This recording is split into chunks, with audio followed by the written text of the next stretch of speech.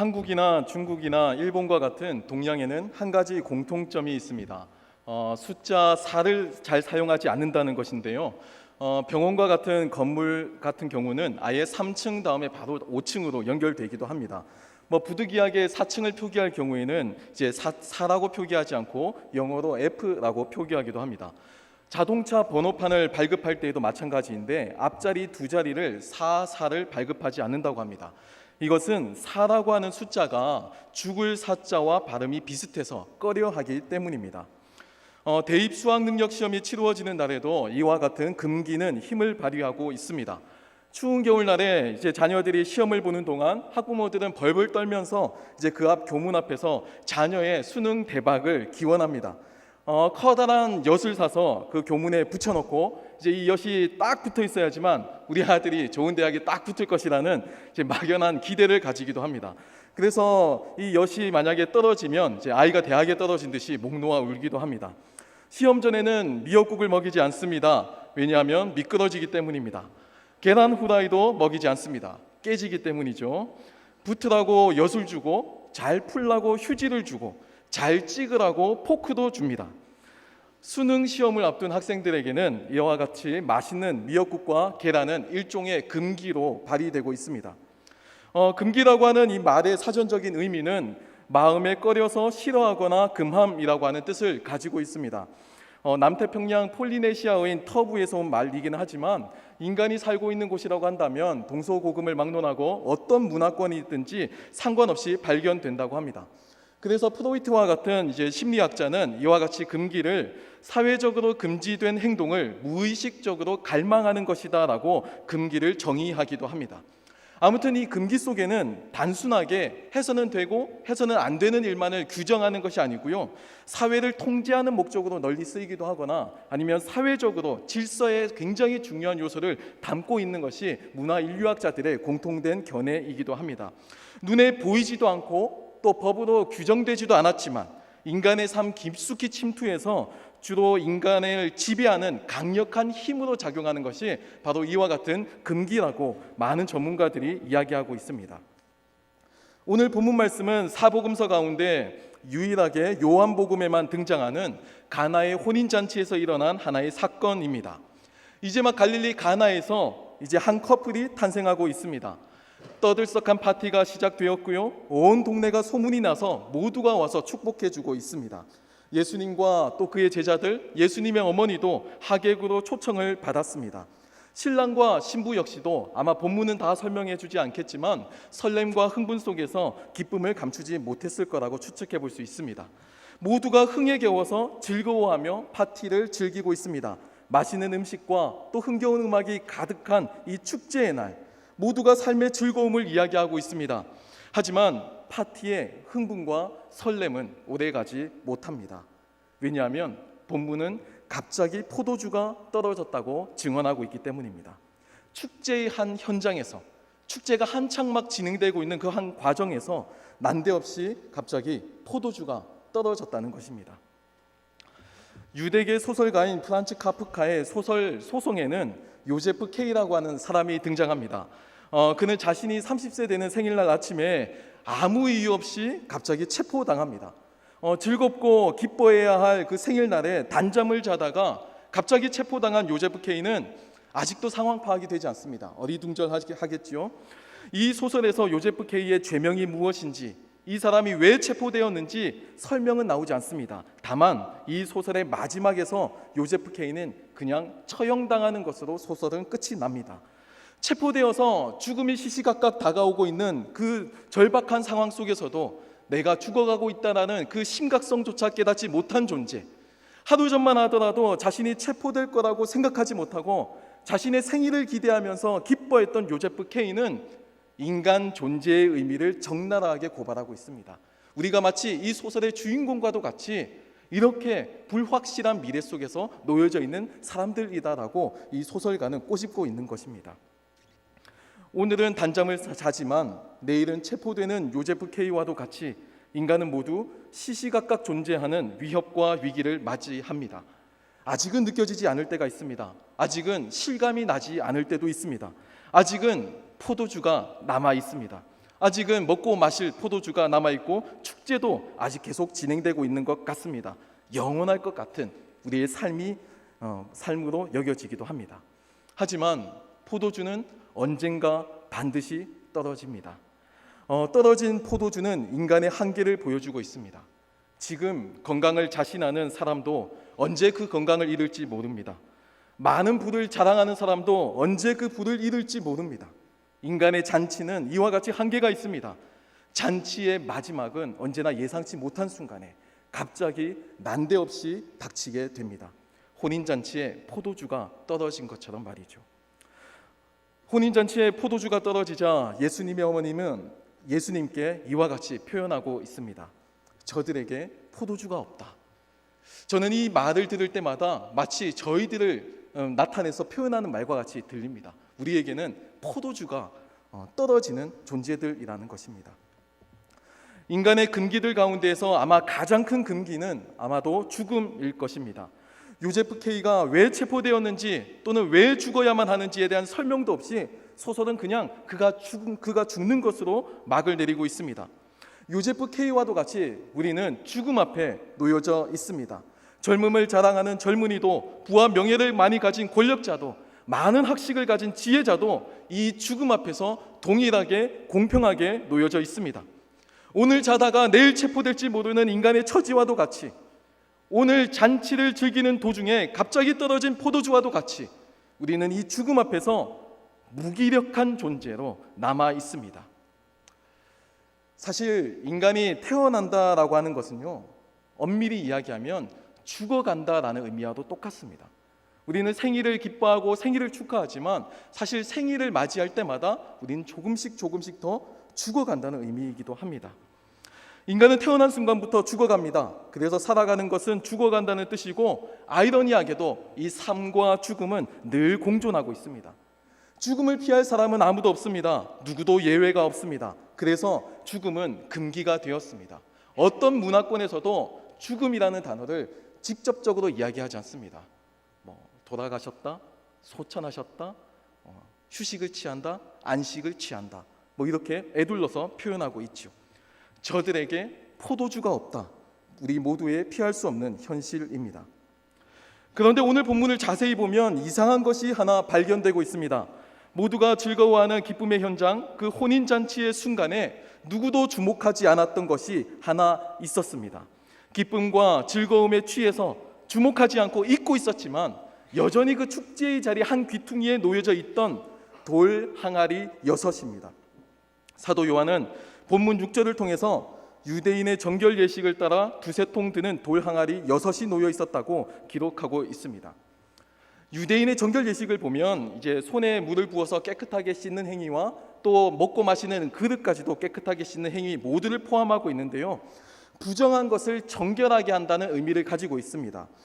레위기의 제사법과도 같이 부정한 것은 이스라엘 사회의 최대의 금기였습니다.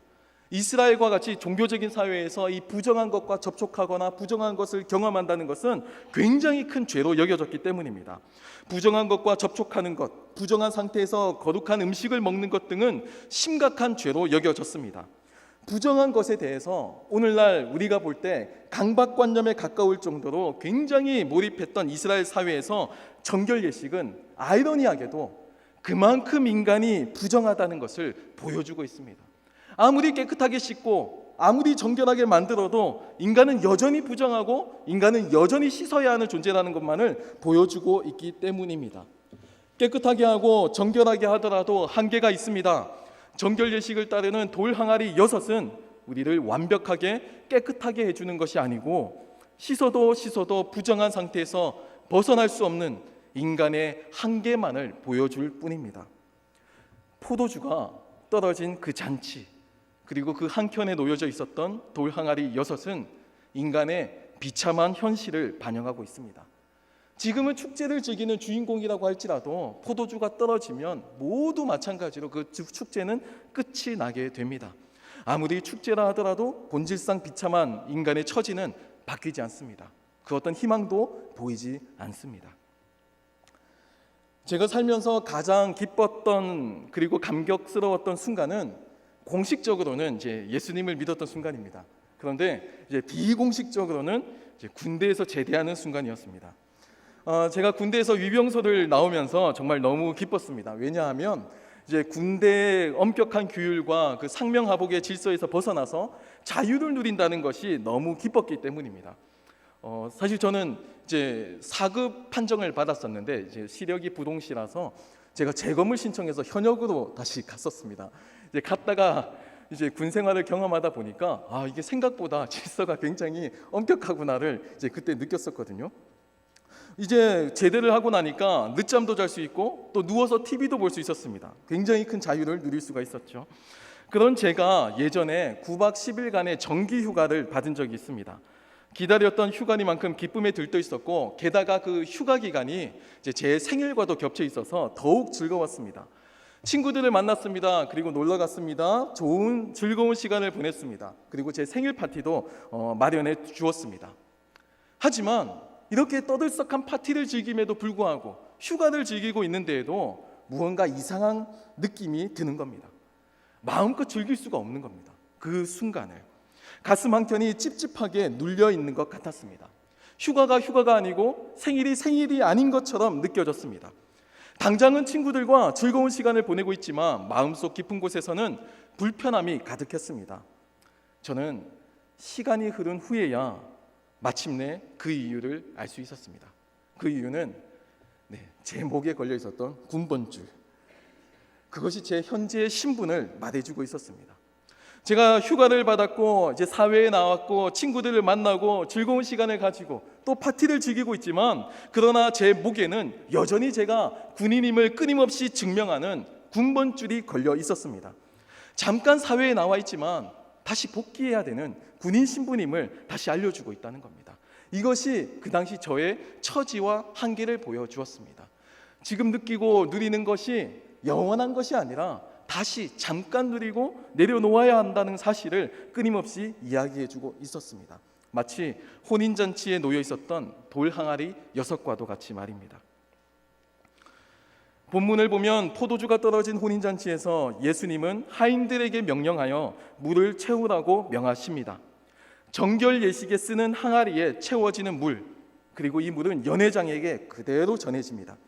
아마도 하인들은 순종하면서도 굉장히 어리둥절했을 겁니다. 왜냐하면 이 물은 식수가 아니기 때문입니다. 이 물은 마시는 용도의 물이 아니고 종교적인 예식을 위해서 거룩해 하고 깨끗하게 하기 위한 종교적 예식을 위한 물이었기 때문입니다. 그러나 이 물은 포도주가 되었습니다. 사도 요한은 요 연회장이 물로 된 포도주를 맛보았다고 9절에 생생하게 증언하고 있습니다. 예수님은 구약의 정결 예식에 쓰이는 돌항아리 속 물을 포도주로 변화시킴을 통해서 자신의 사역을 나타내시고 또 증언하셨습니다.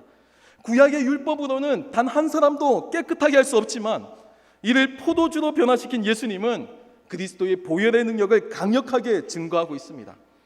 하나님의 계획에 따라서 예수님의 순종은 구약의 율법을 그리스도의 보혈로 바꾸어 주셨습니다. 엄격한 통제와 금기 아래 놓여져 있었던 인간은 이제 포도주에 취하듯이 성령님께 취하게 될 것입니다. 이제 새 시대가 열렸습니다. 이제 10절 말씀에 말하되 사람마다 먼저 좋은 포도주를 내고 취한 후에 낮은 것을 내거늘 그대는 지금까지 좋은 포도주를 두었도다 라고 증거하고 있습니다. 이제 예수님을 통해서 새 시대가 열리게 되었습니다.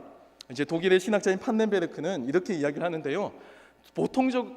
관행적으로 역사가 과거에서 현재 미래로 흘러간다고 이야기할 수 있겠지만 판넨베르크는 오히려 반대로 흘러간다라고 이야기합니다. 미래가 오히려 거꾸로 현재에 영향을 주고 과거를 뒤바꾼다는 겁니다. 예수 그리스도의 재림과 또 하나님 나라의 완성이 오늘날 예수님을 믿는 우리들의 삶을 주장하고 우리들의 전 존재를 바꿀 수 있다는 것입니다. 눈먼 자가 눈을 뜨고 또 앉은뱅이가 일어나는 역사가 일어납니다.